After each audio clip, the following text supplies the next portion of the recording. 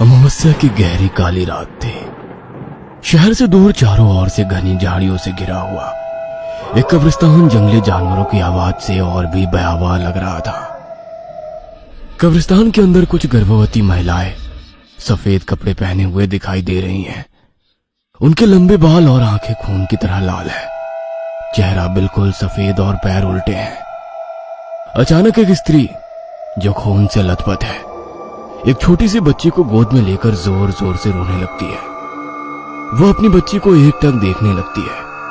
सुबकते हुए उसकी आंखों से खून टपकने लगता है और बच्ची के चेहरे पर गिरने लगता है। चेहरे पर खून की बूंदें गिरने से बच्ची अपनी छोटी छोटी लाल सुर्ख आंखें खोल देती है। उसकी मां सिसकते हुए उसके लिए गाना गाने लगती है। मेरी बिटिया रानी बने, महलों का राजा मिले, देखे खुशियों के मेले, दर्द कभी ना झेले।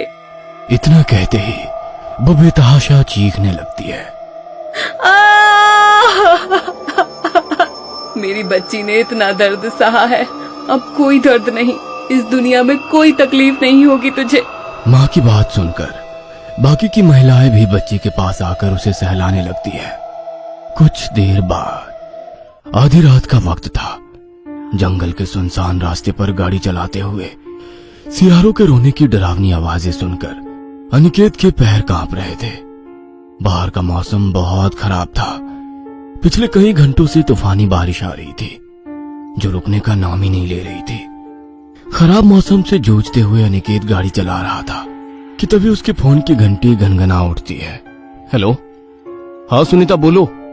हेलो, आवाज नहीं आ रही है। हेलो।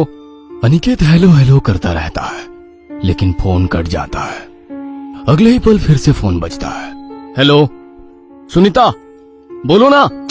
हेलो। तभी फोन की दूसरी ओर से एक बच्चे की आवाज सुनाई पड़ती है। Twinkle, twinkle, little star, how I wonder what you are. Hello Sunita, ये क्या मजाक है? सुनीता, ये कोई वक्त है मजाक करने का? अचानक से फिर से फोन कट जाता है। एक बार फिर से फोन बजता है। इस बार अनिकेत पसीने पसीने हो जाता है। देखो सुनीता, बस बहुत हो गया मजाक। पापा, एक बार फिर से बच्चे की आवाज सुनकर वो कॉल काट देता है। 2 मिनट बीते होंगे कि एक बार फिर से फोन बजने लगता है। कौन है? कौन बार बार सुनीता के नंबर से फोन करके परेशान कर रहा है? सुनीता, ये तुम हो? तभी दूसरी तरफ से उसे अपनी माँ की आवाज सुनाई पड़ती है। बेटा अनिकेत, मैं हूँ तेरी माँ। सुनीता को सिटी हॉस्पिटल में भर्ती कराया है, तू जल्दी आ जा। डॉक्टर बच्चे की जान को खतरा बता रहे हैं। न जाने अचानक बहू को क्या हुआ कि वो जमीन पर गिर पड़ी। अस्पताल में लाए तो डॉक्टर फौरन ऑपरेशन का बोलने लगे। तू जल्दी आ जा बेटा। मैं अभी आता हूँ माँ, आप बिल्कुल भी फिक्र मत करना। सुनीता और मेरे बच्चे को कुछ नहीं होगा। अनिकेत तेजी से गाड़ी चलाते हुए सिटी हॉस्पिटल पहुंचता है। वहां पहुंचने पर पता चलता है कि सुनीता ने एक बेटी को जन्म दिया है। मैं ना कहता था कि मेरे बच्चे को कुछ नहीं होगा। देखो माँ, मेरी बेटी और सुनीता दोनों बिल्कुल सही सलामत है। अनिकेत जैसे ही अपनी बेटी को गोद में उठाता है, वह बच्ची हंसते हुए उसकी ओर देखती है। उसकी खून जैसी लाल आंखें देखकर अनिकेत की चीख निकल जाती है। माँ, ये क्या है? ये बच्चे ऐसे क्यों है? माँ, इसकी आंखें, आपने इसकी आंखें देखी? अरे बावला हो गया है क्या? क्या हुआ है इसकी आंखों को? भली चंगी तो है। लगता है तुझे अचानक से ये सब देखकर सदमा लग गया है। वैसे भी अभी महीना भर बाकी था बहू की डिलीवरी में, लेकिन देखो सब ऊपर वाले की माया है। चल तू कुछ देर आराम कर ले। लेकिन माँ, ऐसी बात नहीं है, मुझे कोई सदमा नहीं लगा। सच में इसने अभी मुझे अजीब सी नजरों से देखकर हंसा। मेरा विश्वास करो माँ।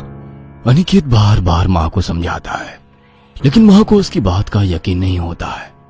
कुछ देर बाद अनिकेत घर लौट आता है और अपने कमरे में आकर आंखें बंद करके लेट जाता है। तभी उसे लगता है कि किसी ने उसका गला दबा रखा है। कोई बचाओ, कौन है? जो तूने किया है उसे भुगतने का समय आ गया है। अब तुझे कोई नहीं बचा सकता, चाहे जितनी भी कोशिश कर ले। अब तू नहीं बच सकता, वो आ गई है। आ गई है वो। अनिकेत के गले पर पंजे की पकड़ और भी तेज हो जाती है और वो दर्द से छटपटाने लगता है कि तभी उसकी नींद टूट जाती है। ये क्या था? ये सब एक सपना था क्या? हाँ, सपना ही था। इतना कहकर वह जैसे ही अपनी गर्दन पर हाथ फेरता है उसे वहां पर खून दिखाई पड़ता है। अगर ये सपना था तो फिर ये खून कहां से आ गया? मेरे साथ ये सब क्या हो रहा है? मैं पागल हो जाऊंगा। क्या सच है क्या सपना, कुछ समझ में नहीं आ रहा। मुझे बहुत डर लग रहा है। पहले वो फोन कॉल, फिर बच्ची और अब ये सपना। कुछ ना कुछ गड़बड़ तो जरूर है। इस घटना के बाद अनिकेत बहुत घबरा जाता है और 2 दिन तक अस्पताल नहीं जाता। 2 दिन बाद सुनीता अस्पताल से घर आ जाती है। रात के समय सुनीता गहरी नींद में सो रही थी कि अचानक बच्ची के रोने की आवाज से अनिकेत की नींद खुल जाती है। सुनीता, सुनीता!